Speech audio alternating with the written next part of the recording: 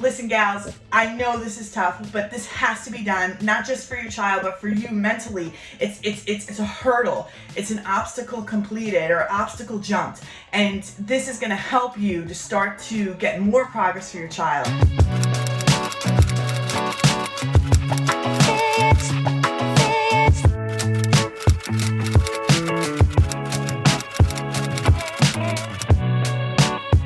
In my coaching practice, in my Facebook group, the number one question I get asked is, Michelle, please, can you tell me how to potty train my autistic child?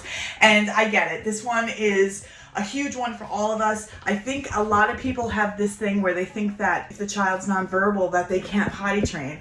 And I want to say first off that that's completely false. In fact, most of the time we're potty training 2 or 3 year olds and their vocabulary is limited. So that's number one. Number one, it could totally be done. Number two is I understand firsthand what this is like. We went through this with my daughter. We actually went through it with my son too. And potty training is the poops. It really wasn't my favorite part of being a parent, but when I'm working with parents of children with special needs, it's the number one thing, if it hasn't been already tackled, the number one thing we're going to work on. And the reason that is because potty training, there's something about it that's like a rite of passage that goes from baby to child. And there's a connection that we have in our brains with it that if a child can do this, then they're really on their path.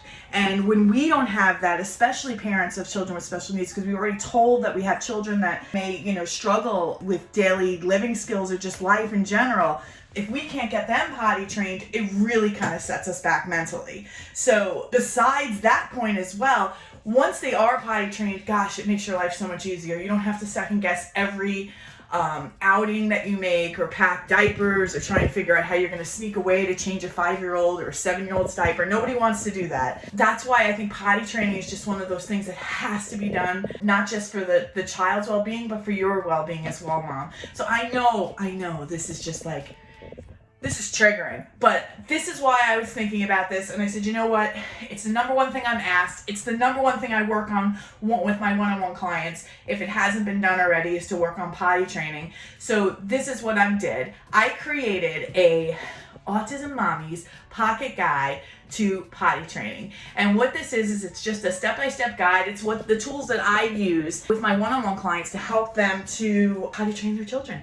And I put this all in this guide, and I've also included at the end of it like a checklist. So basically you can keep track. One of the things that's important as a parent of a child with special needs, especially if they're nonverbal, is to take data. Actually, I did the data collection with my son too, because they have patterns, and they have poopy patterns and pee-pee patterns, just like just like us. So it's good for you to know what's going on with them when they're going on the potty, so that you know when to expect potentially when they would need to go again. So all of that is included in this potty pocket guide. Listen, gals, I know this is tough, but this has to be done, not just for your child, but for you mentally. It's a hurdle. It's an obstacle completed or obstacle jumped. And this is going to help you to start to get more progress for your child. So we don't want to skip this step. Potty training is something we need to tackle, we need to commit to. And that's what this guide is going to help you to do. So I get it. Trigger, I get it. But listen, you get this potty pocket guide, you will not be sorry. And if you haven't already, join our Facebook group. I hope you find this helpful. Kisses.